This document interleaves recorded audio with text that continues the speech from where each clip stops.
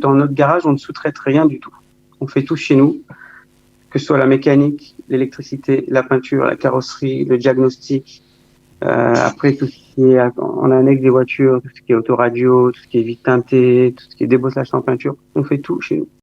Coup de pouce, découvrez le savoir-faire et les idées des entrepreneurs Olim.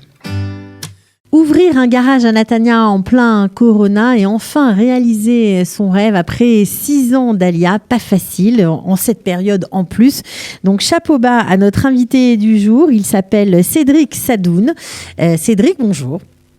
Bonjour. On est ravis de vous accueillir parce que c'est vrai qu'on parle beaucoup des entrepreneurs, on a beaucoup parlé des entrepreneurs, surtout pendant le Corona. Alors vous êtes un électron libre, on va dire, puisque malgré la crise, malgré tout, eh bien c'est le moment où les choses se sont enclenchées pour vous. Oui, exactement, voilà. Ça a été, ça vient d'en haut, hein, comme toujours. Ça a été décidé comme ça. Et donc, au Hachem, on a eu cette opportunité d'ouvrir le garage. Comment s'appelle le garage et où il se trouve? Alors, le garage s'appelle Moussafé Saadoun. C'est en français Garage Saadoun, voilà, en hébreu.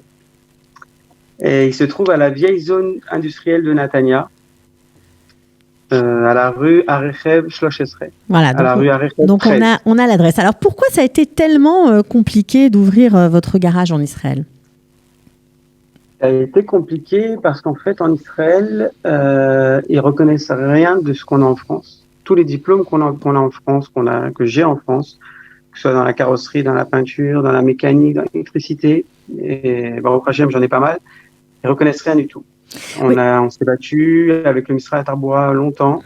Leur seul discours, c'était de nous dire, il faut retourner à l'école pendant 2 ans, ensuite aller chez un patron pendant 6 mois, et la vérité, à mon âge, et avec mes enfants, ma famille, je ne pouvais pas me permettre. Oui, lorsque vous êtes monté, vous n'aviez pas forcément des économies de côté, on va dire, et vous deviez travailler tout de suite, j'imagine. Vous avez combien d'enfants? J'ai 4 enfants. Donc il fallait travailler, il n'y avait pas le choix. Voilà, exactement. Alors, vous avez eu un garage pendant combien de temps en France? Alors, on avait un garage, en fait, c'est familial. Donc, mon père a commencé dedans il travaillait dans les voitures depuis l'âge de 9 ans et ensuite, il a eu son garage ensuite après, un peu plus tard, mais il a eu. Et moi, je suis rentré à l'âge de 20 ans, à peu près. Dans l'affaire familiale? Dans l'affaire familiale. Voilà. Donc, je suis resté, on va dire, une bonne vingtaine d'années. Voilà, et puis c'est un truc que vous aimez, vous adorez les voitures, c'était votre passion. Voilà, c'est en nous. C'est comme une passion. Je comprends. C'était difficile d'y renoncer puisque vous n'aviez pas le choix? C'était difficile. Oui et non. On va dire que je connaissais aussi le métier du bâtiment, ce métier dans lequel je me suis mis une fois que j'ai fait l'ALIA. Mais dans ma tête, ça tournait toujours. Il y avait toujours cette idée de se dire un jour, il faut que je refasse un garage. Donc alors pendant 6 ans, vous avez travaillé dans le bâtiment, vous avez monté une société de travaux, oui. Comme on dit, de Chipoutzni, de Chipoutz comme ça, et vous avez travaillé tous les jours dans ce métier. Ça vous a plu? Exactement. Ça m'a plu, oui, mais c'était pas mon vrai métier. Alors comment vous avez fait? Ça m'a plu, et Baruch Hashem, mes clients étaient très contents de nous, on faisait du très bon travail, Baruch Hashem, et voilà. Donc aujourd'hui, c'est terminé, vous l'avez fermé complètement? Aujourd'hui, c'est terminé. Je ne peux pas gérer 2 choses en même temps. C'est quelque chose que, quand je fais quelque chose, je me mets à fond dans une chose, mais 2 choses en même temps, je n'y arrive pas. Alors, vous avez réussi à ouvrir votre garage. Comment vous avez fait? Donc, il y a eu beaucoup d'aides d'amis qui ont déjà des garages en Israël et l'aide aussi d'avocats qu'on a pris pour nous aider, parce que c'est beaucoup d'administration. Et en fin de compte, la solution qu'on a eue pour le moment, en attendant de finir le tout, c'est de prendre avec nous quelqu'un qui avait, lui, les diplômes israéliens. Et donc, comme ça vous a permis d'ouvrir votre garage. Alors, Moussafé... À partir de ce moment-là, on va dire que c'est la chose la plus importante pour ouvrir un garage, entre guillemets. Alors, Moussafé Sadoun, vous vous occupez de quoi exactement? Qu'est-ce que vous faites? Qu'est-ce qu'il y a de particulier chez vous? Alors, ce qu'il y a de particulier, je ne sais pas si c'est particulier, mais on va dire que dans notre garage, on ne sous-traite rien du tout.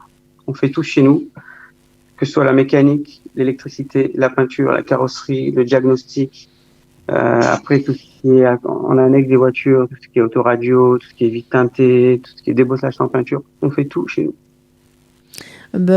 Quand on doit poser une alarme, par exemple, un code d'âne, comme on dit, tout ça, vous le faites aussi ? Vous venez, on vous le fait, il n'y a aucun problème. D'accord.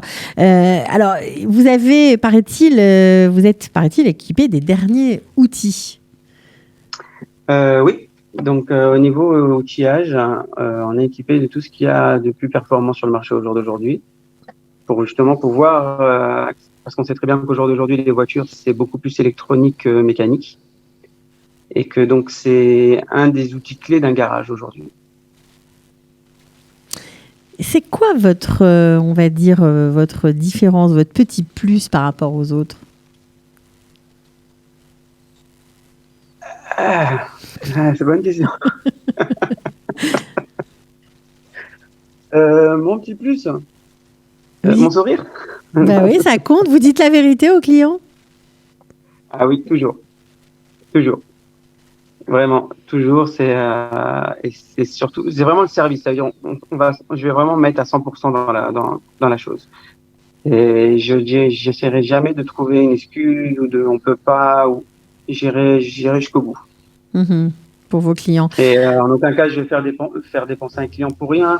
Vraiment, je ferai comme si c'était mon véhicule personnel, entre guillemets. Ça veut dire, s'il n'y a pas besoin de changer une pièce, ben non, je la changerai pas. Ouais, c'est important parce qu'on dit souvent que les garagistes sont un peu menteurs et poussent souvent à la consommation. On est plus comme ça, ouais, exactement. Mais ça, c'est une chose chez nous, par contre, c'est formellement interdit. Alors, c'est peut-être dur à croire pour certaines personnes, mais effectivement, chez nous, c'est comme ça. D'accord. Donc, on peut venir avec n'importe quelle marque de voiture si on a un problème, si on a un pépin chez vous.